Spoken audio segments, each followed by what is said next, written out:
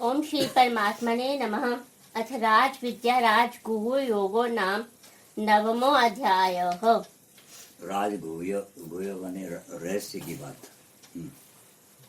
उसके पश्चात श्री कृष्ण भगवान बोले, हे अर्जुन, तुझ दोष दृष्टि रहित भक्त के लिए इस परम गोपनीय विज्ञान सहित ज्ञान को पुनः भली भांति कहूंगा कि जिसको जानकर तू दुख रूप संसार से मुक्त हो जाएगा।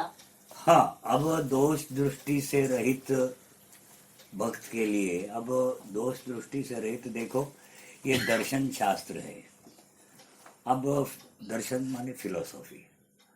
अब इसके प्रत्यक्ष प्रमाण वगैरह तो दिए नहीं जा सकते, इसलिए अधिकतर लोग इसको सिर्फ अनुमान प्रमाण से ही समझाया जा सकता है। और जिसको प्रमाण जो चाहता है प्रत्यक्ष में कि भाई हमको इसके प्रूफ मिले, प्रमाण मिले, तो उसको करके देखना होता है, तब उसको प्रमाण मिल जाते हैं। अब इसीलिए होता क्या है कि जब भी आप किसी के सामने दर्शन शास्त्र या फिलोसॉफिकल कोई बात कहते हैं, तो उसमें वो कुतर्क वगैरह लगा करके कुछ न कुछ दोष निकाल करके उसको अमान्य करने का प्रयास करते हैं। तो यहाँ भगवान अर्जुन को कह रहे हैं कि तू दोष दृष्टि से रहते हैं, मैंने अब तक जो कुछ भी हमने आपको बताया, आपने उसको ढंग से सुना और उसमें बिना किसी दोष को लिए हुए इसको मान्यता दी, ठीक है ना। इसीलिए अब हम आपको आगे दोष दृष्टि से रहित भक्त के लिए इस परम गोपनीय विज्ञान सहित ज्ञान को पुनः भली भांति कहूंगा।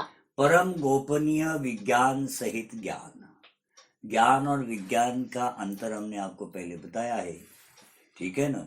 तो ये परम गोपनीय माने अत्यंत रहस्यमय, जो आम तौर पे न तो कोई जानता है न कभी उसने सुना है। तो इस प्रकार से ये विज्ञान से ज्ञान तो भली भांति कहूंगा। भगवान कहते हैं कि अब हम तुमसे ये बात कहेंगे, हाँ, कि जिसको जानकर तू दुख रूप संसार से मुक्त हो जाएगा। हाँ, और इसे जान करके फिर यहाँ जो तुम्हारे जन्म का लक्ष्य है ना, जन्म का लक्ष्य भूल जाता है ना आदमी। वो जो रोजमर्रा की जिंदगी और वो शरीर रख रखाव का जो प्रयास है, इन प्रयासों में मनुष्य जन्म के बाद जन्म का लक्ष्य भूल जाता है। तो वो कहते हैं कि वो जो लक्ष्य है यहाँ से मुक्त होना। तो अगर इस ज्ञान से विज्ञान का अनुकरण तू अगर करता है, मैं जो बताने वाला हूँ, तो फिर तू इस संसार, इस दुख रूप संसार से, बार बार भगवान ने इस संसार को बड़ा दुखमयी और दुख रूप बताया है और कहा है कि जहां तक हो सके यहाँ से छूटने का प्रयास करे। तो इससे यह अनुमान लगता है कि इससे बेहतर, इससे अच्छी कोई दूसरा कोई संसार जरूर है कहीं ना कहीं। तब तो यहाँ से छूटने की बात कर रहे हैं भगवान। तो यहाँ से छूटने की बात करते क्यों, अगर ये अकेला ही होता तो, ठीक है ना। तो भगवान कहते हैं कि ये जो ज्ञान से विज्ञान में तुम्हें बताने वाला हूं, इसको जानकर, इसका अनुकरण करके, इसके अनुसार चल करके फिर तू इस दुख भरे संसार से मुक्त हो जाएगा, माने तेरा लक्ष्य पूर्ण हो जाएगा। आगे यह विज्ञान सहित ज्ञान सब विद्याओं का राजा, सब गोपनीयों का राजा, अति पवित्र, अति उत्तम, धर्मयुक्त साधन करने में बड़ा सुगम और अविनाशी है। हाँ, ये अत्यंत, ये जो विज्ञान से ज्ञान में जो आपको बता रहा हूँ, ये अत्यंत पवित्र, सबका राजा, मतलब सर्वश्रेष्ठ, ठीक है ना। ये इस प्रकार का ये ज्ञान है। और आगे, और हे परंतप, इस उपर्युक्त धर्म में श्रद्धा रहित पुरुष मुझको ना प्राप्त होकर मृत्यु रूप संसार चक्र में भ्रमण करते रहते हैं। जो व्यक्ति इस पे श्रद्धा नहीं रखता है, जो नहीं मानता, अमान्य कर देता है, तो फिर ऐसा व्यक्ति फिर इस संसार में ये चक्कर काटते रहता है। ये जो जन्म मरण का ये जो चक्र है, इसमें फंसा हुआ रहता है और दुख भोगते चला जाता है। और हे अर्जुन, मुझ निराकार परमात्मा से ये सब जगत जल से बर्फ के सदृश परिपूर्ण है और सब भूत मेरे अंतर्गत संकल्प के आधार स्थित हैं, किंतु वास्तव में मैं उनमें स्थित नहीं हूँ। अब भगवान ने कहा है कि हम आपको एक विज्ञान से ज्ञान बताएंगे, तो यहाँ पर वो बता रहे हैं। वो क्या बता रहे हैं? वो कहते हैं कि सारा संसार जो है, जिस प्रकार से जल ने बर्फ को व्याप्त कर रखा है, उसी प्रकार से मैंने इस संपूर्ण संसार को व्याप्त कर रखा है। परंतु भगवान कहते हैं कि वास्तव में न तो मैं उनमें हूं, न वो मुझ में है। हाँ, वे सब भूत मुझ में स्थित नहीं है, किंतु मेरी ईश्वरीय योग शक्ति को देख कि भूतों का धारण पोषण करने वाला और भूतों को उत्पन्न करने वाला भी मेरा आत्मा वास्तव में भूतों में स्थित नहीं है। हाँ, भगवान कहते हैं कि मैंने सारे संसार को व्याप्त कर रखा है, और ये सारे जितने भी प्राणी तुम देख रहे हो इस संसार में, ये मेरे संकल्प के द्वारा मुझ में स्थित है। परंतु वास्तव में न तो मैं इनमें हूं और न ही ये मुझ में है। भाव ये है कि ये जितने भी प्राणी हैं, ये मेरे प्रकृति के उत्पन्न है, मेरे प्रकृति से उत्पन्न। अब ब्रह्म और उसकी वो प्रकृति, जिस प्रकार से तुम हो और तुम्हारा वो स्वभाव है,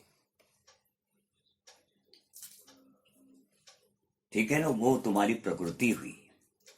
तुम एक आत्म तत्व हो, और बाकी जो कोई भी आवरण तुम पर जो दिखाई पड़ता है, वो सारी की सारी प्रकृति है। अब तुम इसमें स्थित हो, इस प्रकृति के अंतर्गत, परंतु ये प्रकृति तुम में नहीं है और न ही तुम प्रकृति में हो। भाव ये कि प्रकृति में जो कुछ भी प्रतिक्रियाएं हो रही है, जो रिएक्शंस हो रही है, वो सिर्फ प्रकृति तक ही सीमित है, ये आत्म तत्व में नहीं हो रही है। प्रकृति बिल्कुल आजाद है, वो स्वतंत्र है। उस ब्रह्म तत्व के कारण से उसमें किसी भी प्रकार का कोई भी बंधन नहीं है, और न ही उस ब्रह्म तत्व को उस प्रकृति का कोई बंधन है।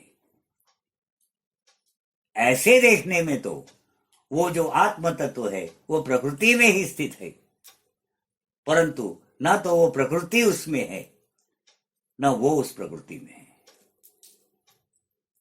बात समझ में आई? जो प्रतिक्रियाएं प्रकृति में होगी, वो प्रकृति ही प्रकृति में बरतेगी, ब्रह्म नहीं बरतता।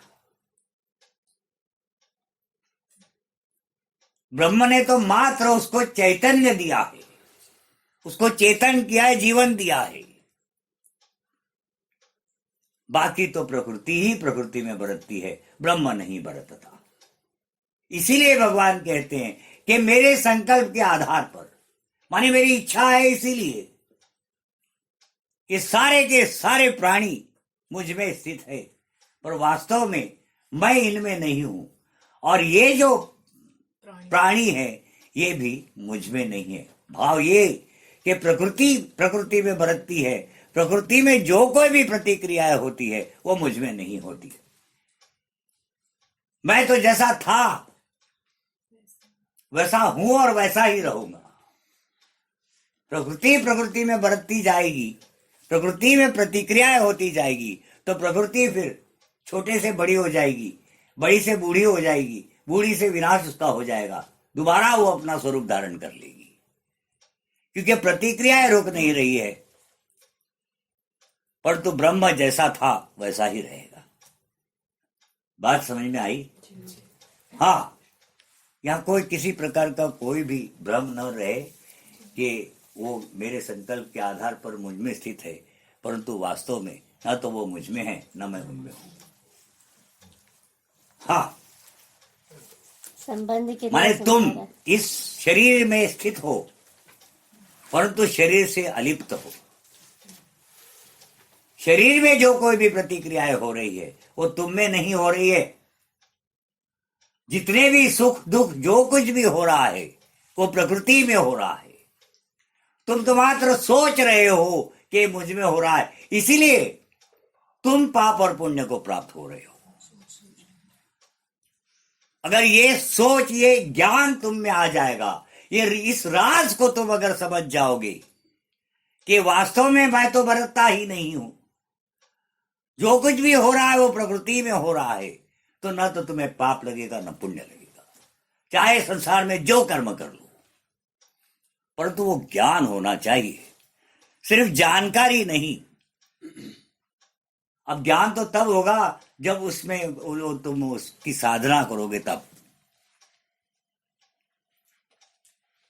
और साधना भी हमने बिल्कुल आपको एक साधारण सी बताई है, कोई बहुत बड़ी साधना या बहुत बड़े कोई तीर चलाने की जरूरत नहीं है। सुबह जागो, सत्व गुण के समय में अगर जागते हो अपनी सुविधा अनुसार, तो सात्विक कर्म सत्व गुण में करने से सत्व गुण बढ़ता है। सत्व गुण बढ़ने से आपकी बुद्धि अधिक प्रकाशित होती है।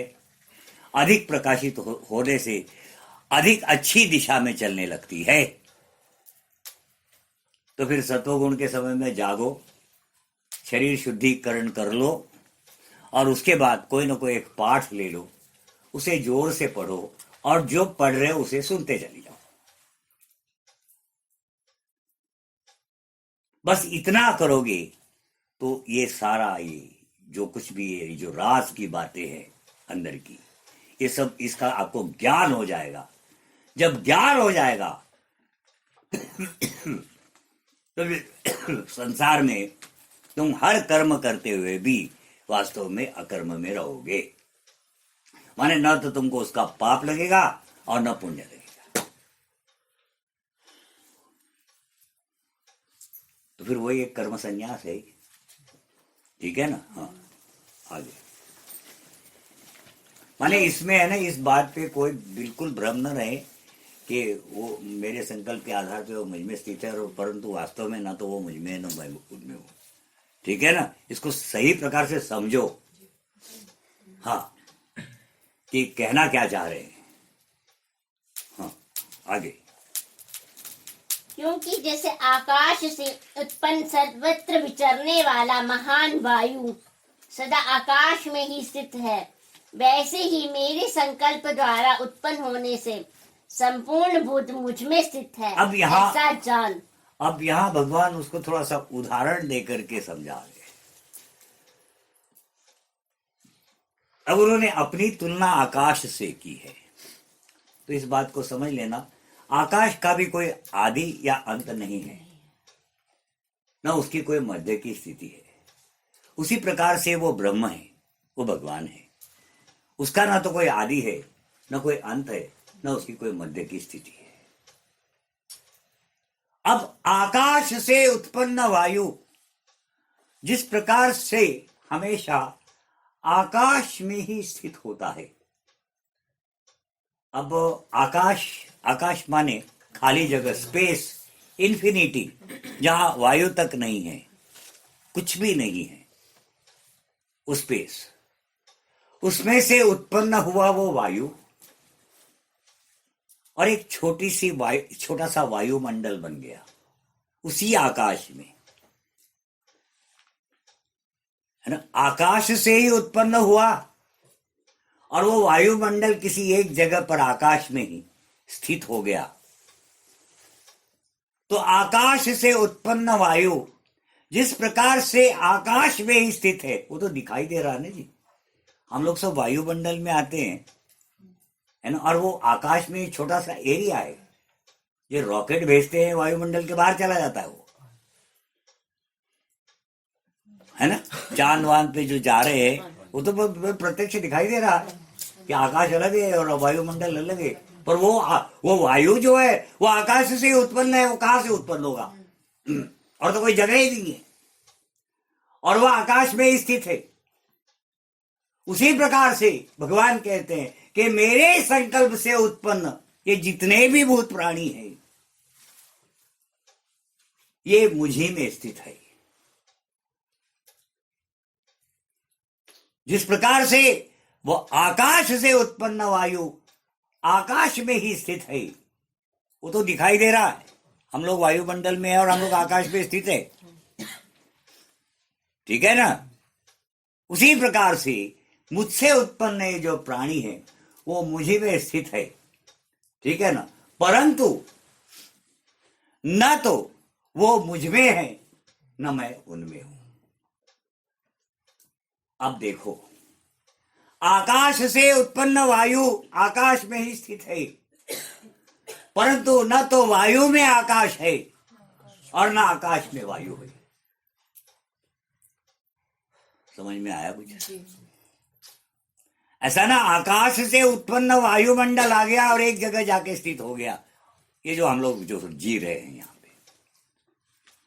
अब यहां पे हर जगह वायु है, आकाश नहीं है, क्योंकि आकाश तो वो जगह मानी जाएगी जहां वायु भी नहीं है। और इस वायुमंडल में वायु है, आकाश नहीं है, जबकि आकाश में वायु नहीं है। आकाश में वायु नहीं, अगर आकाश में वायु आ जाए तो उसको आकाश कहेंगे ही नहीं, शुद्ध रूप नहीं रहेगा वो। हाँ, तो आकाश से उत्पन्न वायु जिस प्रकार से आकाश में ही स्थित है, परंतु न तो आकाश में वायु है और न वायु में आकाश, उसी प्रकार से मेरे संकल्प से उत्पन्न ये जितने भी भूत प्राणी हैं वो मुझी में स्थित है, परंतु वास्तव में न तो ये मुझ में है न मैं इनमें हूं।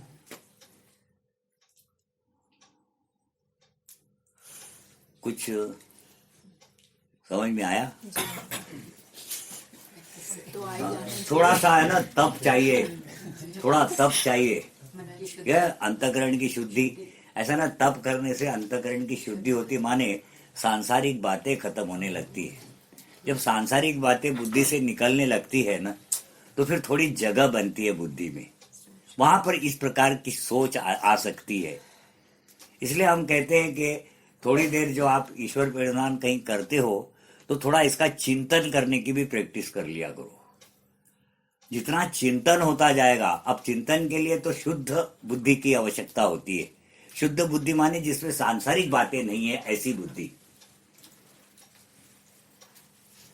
तो जब ऐसी बुद्धि थोड़े देर के लिए भी हो जाए, जैसे 5 मिनट के लिए, 2 मिनट के लिए भी हो जाए, तो उसमें ये जो चिंतन होता है कि आकाश से उत्पन्न जो वायु है वो आकाश में ही स्थित है, सीधी बात है। अब वो आकाश में वायु नहीं है और उस वायुमंडल में आकाश नहीं है, एक दूसरे में वो नहीं है। उसी प्रकार से ब्रह्म कहता है कि मुझसे उत्पन्न माने उस आकाश से उत्पन्न ये जो प्राणी है माने वो वायु, ये मुझी में स्थित है, परंतु ना तो मैं उनमें हूं, माने आकाश उस वायुमंडल में नहीं है, और ना तो वो वायु मुझ में है, माने वो प्राणी मुझ में है। ठीक है ना। पर मेरे उस योग शक्ति को का कमाल तू देख, ऐसा होते हुए भी ना तो वो मुझ में है ना मैं उनमें, फिर भी मैंने इन सारे भूत प्राणियों को, पूरे संसार को, इस पूरे ब्रह्मांड को धारण कर रखा है। ये मेरे योग शक्ति का कमाल है कि मेरा इनसे कोई संबंध ना होते हुए भी मैंने इनको धारण कर रखा है। कमाल है। हाँ, ठीक है ना। तो थोड़ा सा तप करो, मैंने प्रयास करो कि संसारिक बातें न आए। उसके लिए हमने फिर वही वो साधना है सुबह वाली कि उसको करो, और शाम के समय में थोड़ा सा अंतःकरण में वो जो आप जो पाठ करते हो अंतःकरण से बोलने का प्रयास कर लिया करो, और जो कुछ भी बोलते हो उसे सुनने की कोशिश करो। उसको सुनने के प्रयास करने से होगा ये कि आपका अंतःकरण, आपका मन जो है वो वहां के वहां आ जाएगा। ऐसा अगर 2-3 साल की अगर आपकी अच्छी प्रैक्टिस हो जाए तो आपका मन कम से कम नहीं तो 2-3 मिनट के लिए तो एक जगह पर स्थिर हो जाएगा। जैसे हम यहां बैठे हैं तो हम यहीं हैं, जबकि आप लोगों में से जितने लोग हैं वो यहां तो बैठे हैं परंतु वो यहां नहीं है। ठीक है ना?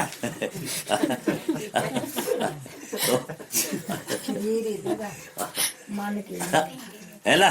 तो वो फर्क है। इसलिए क्या होता है कि यहाँ का जो आनंद है उसे आप नहीं ले सकते, उसे हम अकेले ही लूट रहे हैं।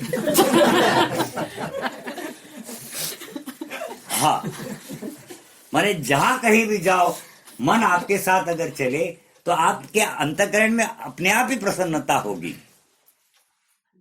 परंतु होता ऐसा नहीं है, मन कहीं आगे पीछे हो जाता है, कहीं दूसरी जगह रह जाता है। जब वो दूसरी जगह रह जाता है, आप जिस जगह जा रहे हो, जो जो प्रत्यक्ष में वहां घटित हो रहा है, उसका आनंद आप नहीं ले पाते।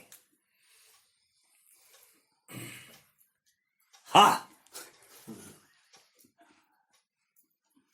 इसीलिए ये जो साधना हमने बताई है, ये 2-3 साल, 4 साल, 4-5, जैसे माने जैसे आपकी स्थितियां हैं घरेलू, कि किसी किसी को हो गए, शांत हो गए, तो घर बार सब सारे निवृत्त भी हो गए, जैसे पंडित जी वगैरह है, तो इन लोगों को आसान है, इतना नहीं कठिन है।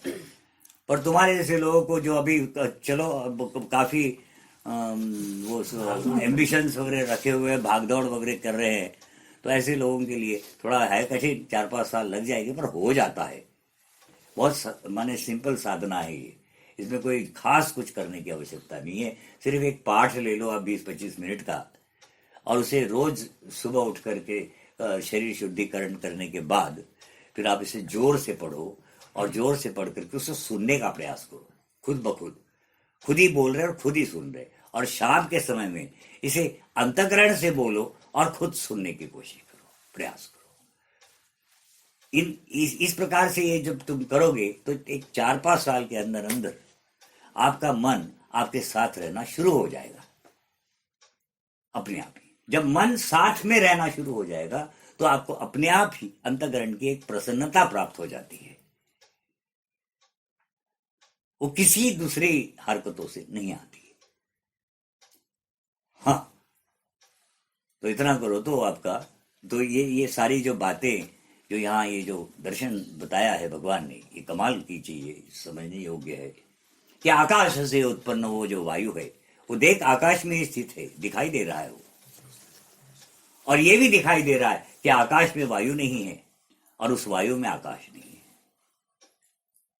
अब इसी उदाहरण को तू ले ले, और वो कहते हैं कि देख वो ब्रह्म, वो भी अनंत है, उसका भी आदि अंत नहीं है, न उसकी कोई मध्य स्थिति है। जिस प्रकार से आकाश, इस ब्रह्म से उत्पन्न ये सारा जो प्राणी समुदाय है, ये वास्तव में तो ब्रह्म में ही स्थित है, परंतु वो ब्रह्म ना तो इनमें है ना ये ब्रह्म में है। और उसका भाव हमने आपको पहले बताया कि जो कोई भी प्रतिक्रियाएं उस प्रकृति में हो रही है, इन प्राणियों में हो रही है, प्राणियों के उन शरीरों में हो रही है, वो उस ब्रह्म में नहीं हो रही है। इसीलिए वो ब्रह्म जैसा था वैसा ही है और वैसा ही रहेगा। उसका ना तो जन्म होता है और ना ही वो मरता है।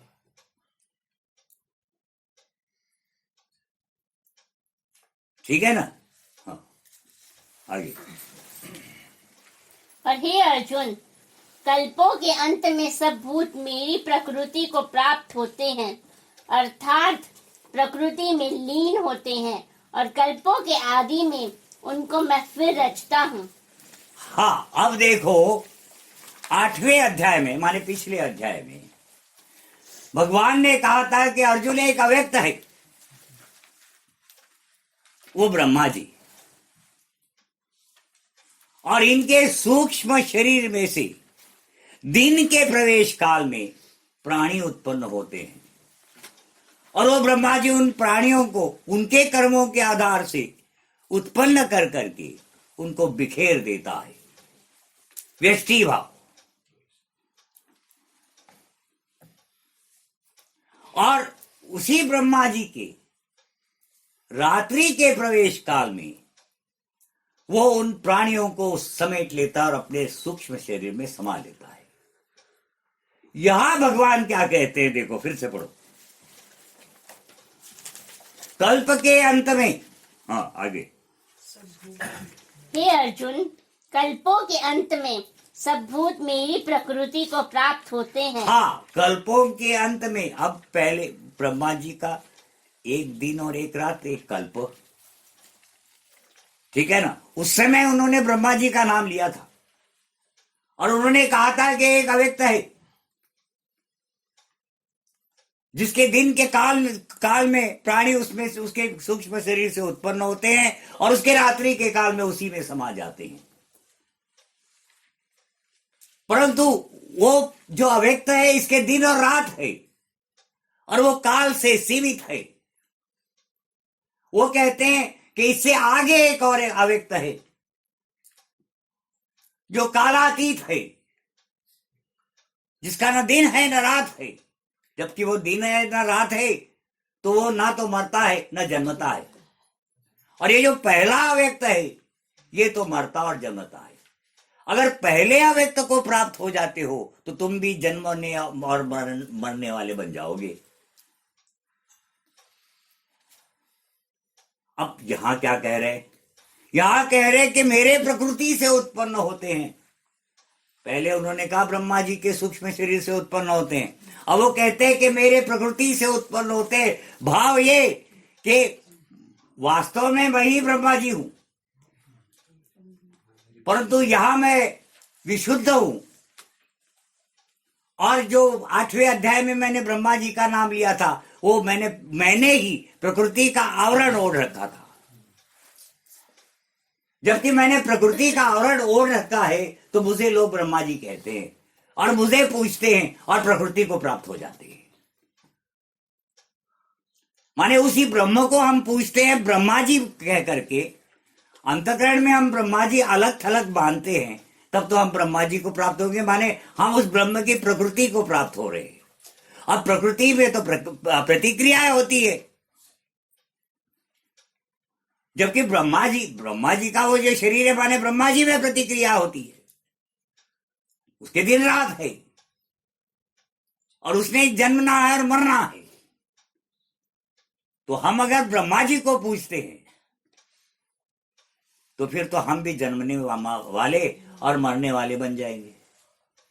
तो यहां वो भगवान कहते हैं कि मेरे प्रकृति से वो दिन के प्रवेश काल में उत्पन्न होते हैं। माने वो होते ब्रह्मा जी से, मैंने ही वो प्रकृति का आवरण ओढ़ रखा है और फिर तुम लोग मुझे ब्रह्मा जी कहते हो। वास्तव में तो मैं ही हूं। ब्रह्मा जी कोई अलग थलग चीज नहीं है, वो मैंने ही प्रकृति का आवरण ओढ़ रखा है। और अब जिस प्रकार से अब ये व्यक्ति है, ये वास्तव में ब्रह्म ने ही प्रकृति का आवरण ओढ़ रखा है, तब कि ये व्यक्ति कहलाया। ब्रह्म तो एक है,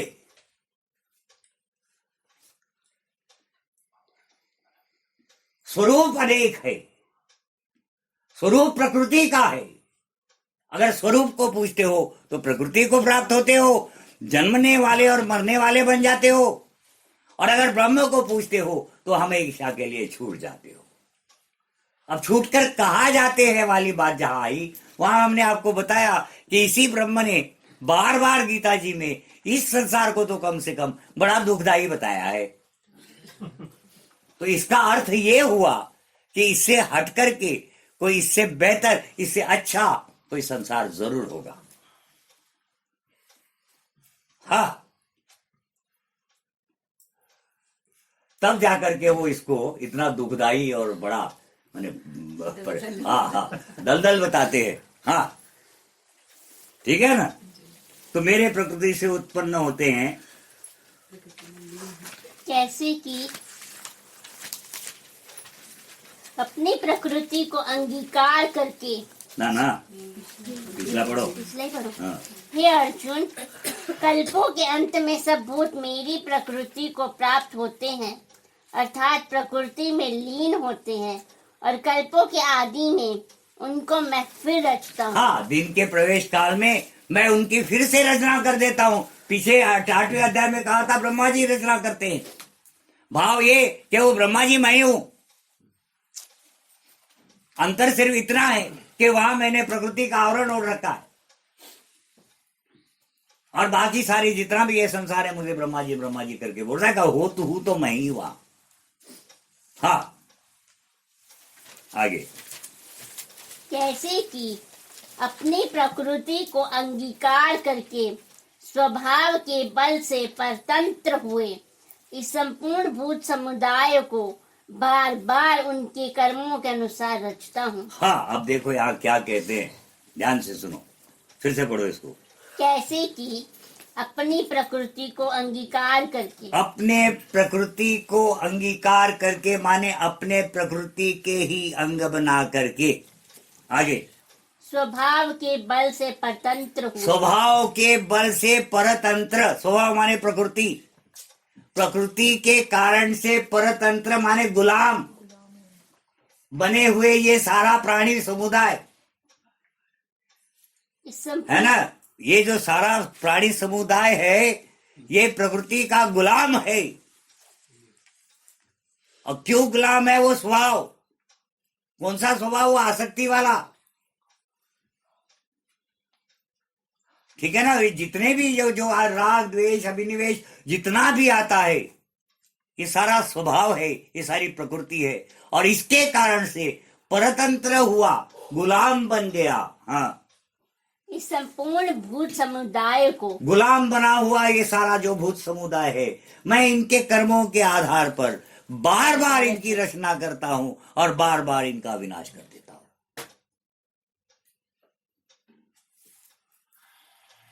हाँ, आगे।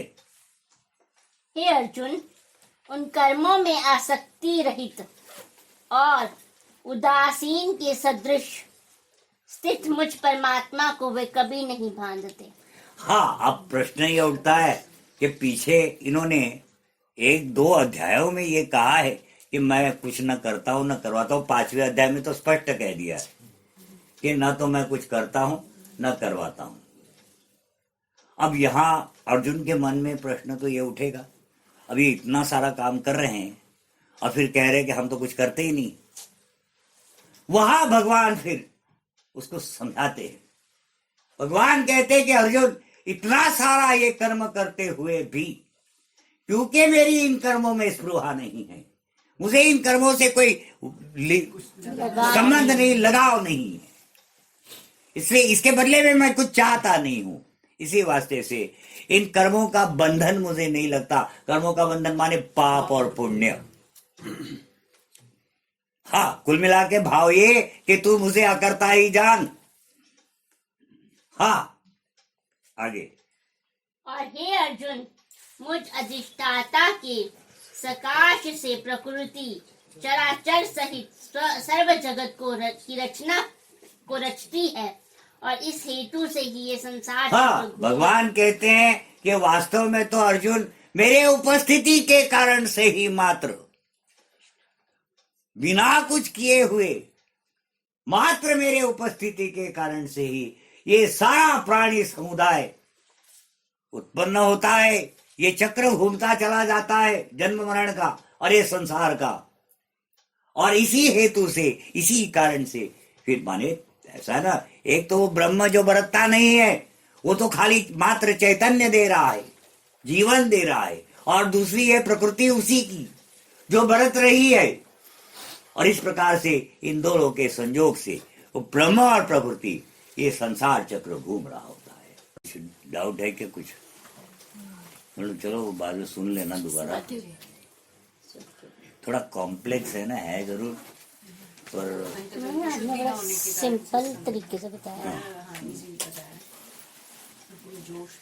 आज एक चीज और समझ में आई कि जैसे प्रकृति और पुरुष का संबंध ऐसा है कि दोनों साथ साथ में है पर दोनों इंटरफेयर नहीं करते। ना एक वही के तो- बिना दूसरा नहीं, दूसरे के बिना एक, वही तो बताना चाह इंटरफेरेंस रहे। नहीं है। ये योग शक्ति का कमाल है। नहीं तो बिना इंटरफेरेंस के कैसे काम होता? योग शक्ति तभी इंटरफेरेंस नहीं है ना। बिल्कुल छेड़ नहीं है, बिल्कुल अलग लगे, बिल्कुल अलग। ऐसे ही बोला, अंतकरण की शुद्धि के बिना ये समझ आने में। अगर अलग नहीं होते तो फिर यहाँ मुक्ति संभव नहीं था। ये अलग होने के कारण से ही मोक्ष संभव है, नहीं तो यहाँ से मुक्ति नहीं थी। अब मुक्ति जब आपको चाहिए तो आपको उस पाप पुण्य से रहित होना होगा। पाप पुण्य से रहित हो ही नहीं सकते आप, क्योंकि हाथ पैर जब जब आप हिलाते हैं तो अंतःकरण में भावनाएं उत्पन्न हो जाती है। अब वो भावना अच्छी है तो पुण्य, और सही नहीं है तो फिर पाप।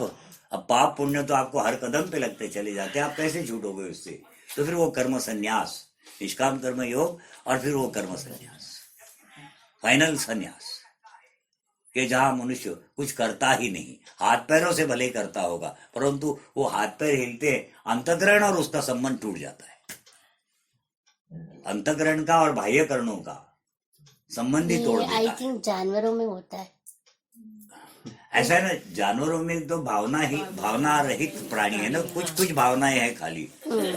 अब वो जब भी, अब जैसे मान लो कुत्ता है, अगर मान लो आपको आकर के काट जाता है तो कितनी देर तक उसमें वो भाव होता है? मुश्किल से मिनट, 1.5 मिनट, उसके बाद वो भूल जाता है कि मैंने किसी को काटा था। अब तुम जाकर किसी को काटो मान लो तो सालों साल बोलेंगे। वो भाव बढ़ जाएगा ना, वो पाप है फिर। हाँ, कि वो उनका कनेक्शन कम है। वो तो अंतःकरण से निकलेगा नहीं, मरते समय भी याद आएगा कि मैंने साला उसको काट खाया था, है ना? सही है, बिल्कुल सही है। इससे बढ़कर कोई उदाहरण नहीं हो सकता। पर ये कि उनमें कनेक्शन अंतःकरण और बाह्यकरण का कम है। हाँ, उनका बाह्य कर्म ही नहीं है। उनमें क्या है ना, इसीलिए तो उनको कर्म के प्राणी नहीं माना गया ना। ऐसा ना, कर्म तभी माना जाएगा जब आपको या कम से कम पाप लगे या पुण्य लगे। अगर पाप नहीं लगता और पुण्य नहीं लगता तो अकर्म में गिनती है उसकी।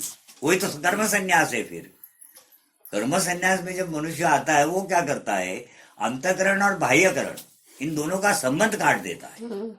उससे होता क्या है कि बाह्यकरण हिलते चले जाते हैं और अंतःकरण में कोई मूवमेंट नहीं होती। उनको भोग काटने ना, इसलिए उनके लिए इजी हाँ, होता वो भगवान ने कहा ना कि जिस प्रकार से जो वायु रहित स्थान में ज्योत रख लो और उसका अंतःकरण जिस प्रकार से स्थिर, वो ज्योत जैसे स्थिर रहती है, वैसे ही उस सन्यासी का अंतःकरण बताया गया है। स्थिर हो जाता है। हाँ, बाहर से सब करता है, वो अंदर से स्थिर होता है। अंदर से उसमें कोई बदलाव नहीं आता। तो बाह्यकरण और अंतःकरण, ऐसे दोनों करणों का वो संबंध जो मनुष्य में है, वो दूसरे प्राणियों में, देवताओं में भी नहीं मिलेगा। इसलिए देवताओं को भी न तो उनके कर्मों का न तो पाप लगता है न पुण्य लगता है। वो सिर्फ उनके जो पूर्व किए हुए पाप या पुण्य है उन्हीं को काटते हैं। काटे भी तभी ना, अगर अब लिंक टूटा कटते है। वो, अब जैसा कुत्ता है या बिल्ली है, जो कुछ भी ये प्राणी दिखाई दे रहे हैं, ये यहाँ जो जीते हैं, ये वास्तव में उनके जो पाप कर्म या जो कुछ भी कर्म किए हैं वो उनको काटने के लिए आए हुए होते हैं। इन्हें नए सिरे से लगते नहीं है। जबकि मनुष्य का ऐसा नहीं है। मनुष्य अगर समझदारी से काम ले तो हो सकता है अपने पाप पुण्य को काट ले, परंतु साथ साथ में वो नए पाप पुण्य की गठरी बांध करके ले जाता है। ये मनुष्य के लिए बहुत बड़े एक लाभकारी भी है, क्योंकि दूसरे प्राणी में ऐसा होने, देवता अगर उस स्थिति से हट नहीं सकता, वो अपनी स्थिति को बना नहीं सकता। उसकी स्थिति रोज रोज बिगड़ती चली जाती है। वो जैसे ही स्वर्गों को जाता है और देव पद को प्राप्त होता है, उसके पुण्य की घटना शुरू हो जाता है। और होते होते एक दिन इतना पुण्य कम हो जाता है, अभी आएगा 9th अध्याय में, कि वो उसको फिर वापस यहाँ जन्म लेना पड़ता है। अब यहाँ जन्म लेता है, मानव जन्म में ले लिया तब तो उसका लाभ है, देवता बन गया है तो उसका तो लाभ ही नहीं है, क्योंकि वो अपनी स्थिति बना नहीं सकता। मानव के पास पूर्ण अधिकार है, वो जानवर से लेकर के, माने यहाँ जितने प्राणी संसार में विचर रहे हैं, मानव कुछ भी बन सकता है। यहाँ तक कि मानव ब्रह्म बन जाता है। मानव के शरीर में इतनी शक्ति है। बाकी जितने भी प्राणी हैं, ये इन सब चीजों से रहित है, ऐसी शक्ति उनके पास नहीं है, क्योंकि वो भावनात्मक प्राणी नहीं है। मानव भावनात्मक प्राणी है। जिसे वो बताया ना कि वो आदमी पहले बंदर था, हो ही नहीं सकता। कोई कुछ अंग अगर मिलते जुलते हो तो इसका मतलब ये नहीं, अगर सुअर का खून लाल है और आपका भी खून लाल है तो इसका मतलब ये नहीं कि पहले आप सुअर थे। मूर्खाई है वो ऐसा बोलना। वो भावनाएं नहीं दिखाई देती उस बंदर में जो मानव में है। मानव के माँ बाप, बहन भाई, साथी सब कुछ होते हैं, दोस्त दुश्मन सब होते हैं। भावना है ना। मंदिर का ऐसा सब नहीं होता, उसमें वो भाव ही नहीं है। वो अलग योनि है, ये अलग योनि है। चाहे बहुत सारी स्पेयर पार्ट्स मेल खाते होंगे, वो अलग बात है। किसी मूर्ख आदमी ने कही हुई बातें है और अत्यंत मूर्ख लोगों ने इसे मान लिया। ऐसा नहीं हो सकता। हाँ, मानो एक प्राणी अलग ही प्राणी है, वो देवताओं से भी श्रेष्ठ है, क्योंकि देवता के पास चांस नहीं है, वो अपनी उन्नति नहीं कर पाता, जबकि मानव अपनी उन्नति कर सकता है, अवनति भी कर सकता है, जो चाहे कर सकता है।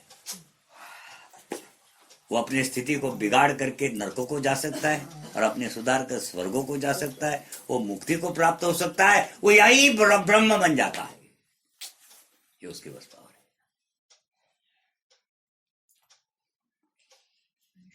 है। इस चीज का गरुड़ पुराण में बहुत इंपॉर्टेंस दिया है। नहीं, पुराणों को देखो, सुनो। अगर आपका अंतःकरण शुद्ध होता है ना, आपकी बुद्धि शुद्ध होती है ना, तो वेद पढ़ने की आवश्यकता नहीं पड़ती। हाँ, बिल्कुल सही बोला। आपको घटित होते हुए दिखाई देते हैं वेद।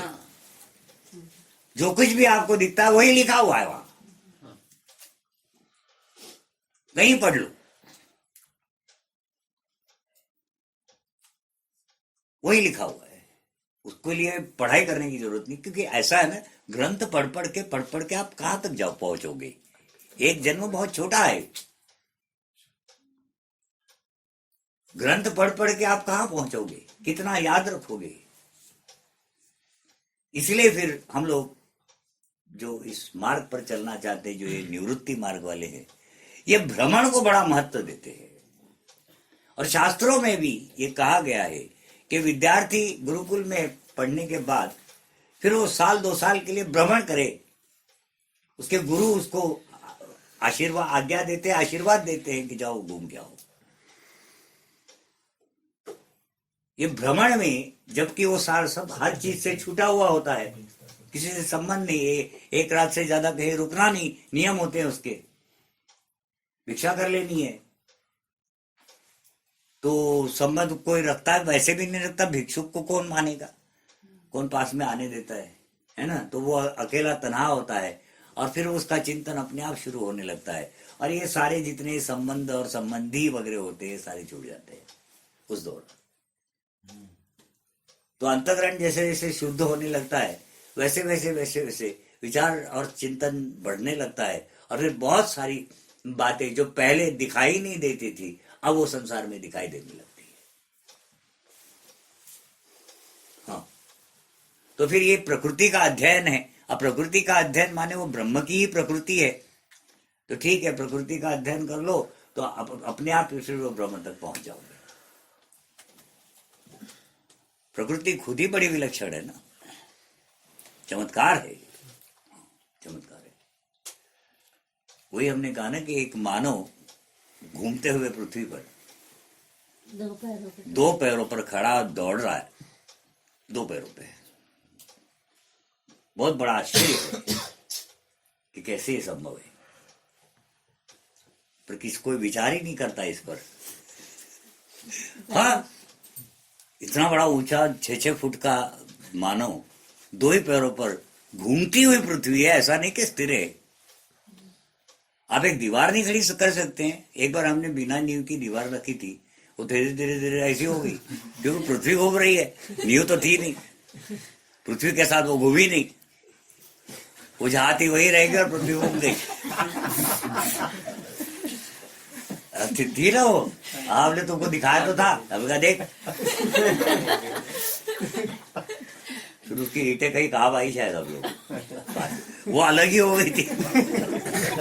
तो जमीन के से नीचे से उसने कहा जाना था, वो अलग ही हो गई, बट एंगल बदला ना पृथ्वी ने, तो दीवार ऐसी ऐसी हो गई। इसको दिखाया था हमने, देखिए दीवार कैसी हो रही है पृथ्वी घूमने के कारण से। तब तो इंजीनियरिंग की आवश्यकता है। अगर पृथ्वी स्थिर होती तो इंजीनियर की क्या जरूरत थी मकान बनाने के लिए, कोई भी बना लेता। पृथ्वी घूम रही है, इसके हर सेकंड में एंगल बदल रहा है, इस वास्ते से फिर इतना बड़ा इंजीनियरिंग डिपार्टमेंट खुला। हाँ जी, तो वही घूमते हुए पृथ्वी पर मानव 2 टांगों पर दौड़ता है, तो कितना बड़ा आश्चर्य है। तो किसी को आश्चर्य नहीं लगता। नहीं, अब तो लगता है। मकान बना रहा है, प्रॉपर्टी बना रहा है। हाँ, घूमते हुए पृथ्वी पर प्रॉपर्टी बना रहा है। क्या क्या सपने देखता है ना? ताजमहल बनता है। फिर कि मेरा नाम हमेशा रोशन रहे, ये रहे वो रहे, उसके लिए क्या क्या नहीं करता है, और फाइनली क्या हो जाता है? कुछ नहीं रहता। कुछ नहीं रहता। और होता क्या है? कुछ क्यों नहीं रहता है? तुम एक शरीर को त्याग देते हो और दूसरा शरीर लेकर के वहीं हाजिर हो जाते हो दोबारा। और उसी रूटीन में शुरू है। हाँ, फिर दूसरा करना शुरू कर देते हो, रूटीन चालू। फिर वो नर्सरी, स्कूल, कॉलेज, बड़े प्रयासों के सारी उम्र देखो ना। हम लोग तो कुछ लोग हैं जो हट करके और कुछ मरने के बाद की भी सोच रहे हैं, पर देखो अधिकतर लोग जो है इतने बेहोश है कि मरते दम तक उनको पता नहीं होता है कि उन्होंने एक न एक दिन मरना है, जबकि वो आसपास मरने वाले को देख रहे होते हैं। वो बिल्कुल बेहोशी में जिंदगी गुजारते हैं, बिल्कुल बेहोश। 24 घंटे शरीर का मेंटेनेंस, हर कदम शरीर के तरफ। उसको लाख समझाएगी, यार शरीर ने तो जल जाना है, इसको तो रोटी खिलाना भी बेकार है। हाँ जी, इस शरीर को तो रोटी खिलाना बेकार है, तुम पाउडर लगा रहे हो, लिपस्टिक लगा रहे हो।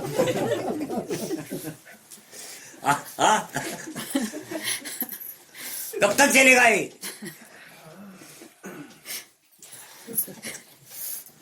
अच्छा, फिर घड़ी का पता ही नहीं कब चिटपट हो जाए, बिल्कुल ही भरोसा नहीं हो। तो टाइम फिक्स है। फिर फट से गया, किया गया, हर हरकत आपकी फिर जीरो हो जाती है।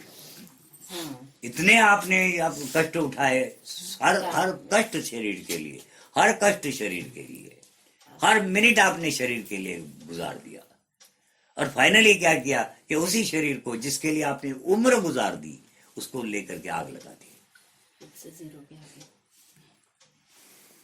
सारी उम्र को जैसे आपने आग लगा दी, सेकंडों में आपका जीवन जल गया।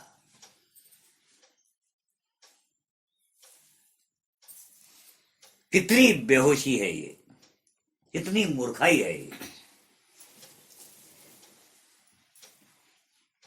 करना तो सब कुछ पड़ता है ना, रोटी तो कमानी पड़ती है। एक आपने जहां जन्म लिया, वो जो तुम लोगों का वो जो स्तर होता है, जीवन स्तर, स्टेटस वेटस जो कुछ भी है, वो भी मेंटेन करना ही पड़ता है। परंतु उसके लिए जीवन को बर्बाद कर देना, ये बुद्धिमानी का काम नहीं माना जा सकता। हाँ, कुछ एक हिस्सा जीवन का दिया जा सकता है, तो संपूर्णता से संपूर्ण जीवन ही शरीर उद्धार में अगर लगा देते हो, तो शरीर पर जब आग लगेगी तो समझो कि आपने अपने जीवन को ही आग लगा दी। जरूर जरूर, माने वो आग लगने के बाद आप थोड़े से हट करके अपने ही शरीर को देखते हुए सोचते रहोगे, इस संसार में आकर के आखिर मैंने क्या किया।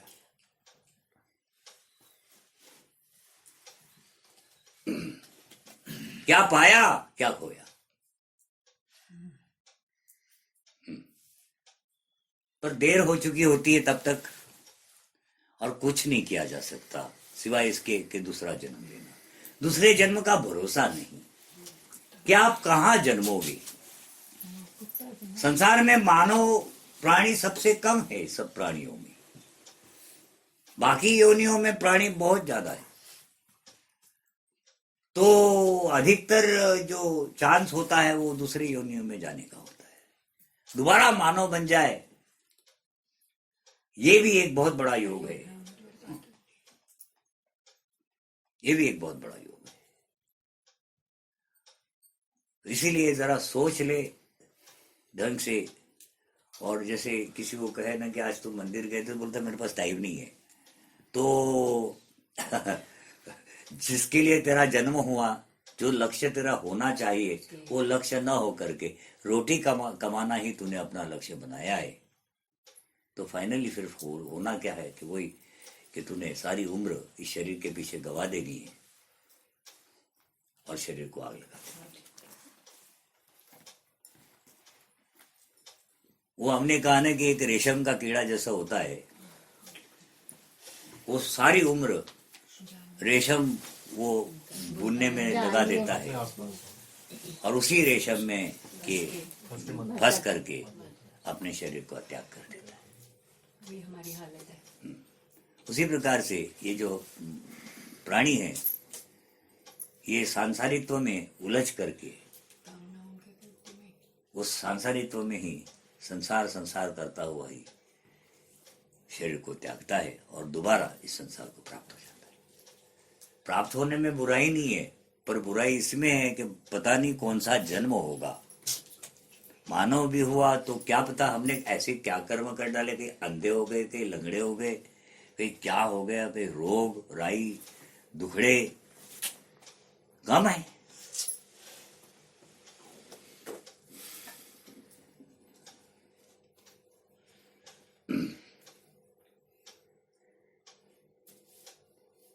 तो इसीलिए फिर ये जो भगवान ने जो फिलॉसफी दी है, इसको ठीक से समझे, इसको थोड़ा समझने के लिए थोड़ा सा तप करे, तो माने अपने आप को संसार से थोड़ा हटाए और बुद्धि को थोड़ा शुद्धिकरण करे, शुद्ध बुद्धि से फिर इसका चिंतन किया करे। चिंतन बहुत आवश्यक है। चिंतन मनन करने वाले व्यक्ति फिर ज्ञान को प्राप्त होते हैं। थोड़ा सा भी अगर झलक भी मिल जाए इस ज्ञान की तो काम बन गया।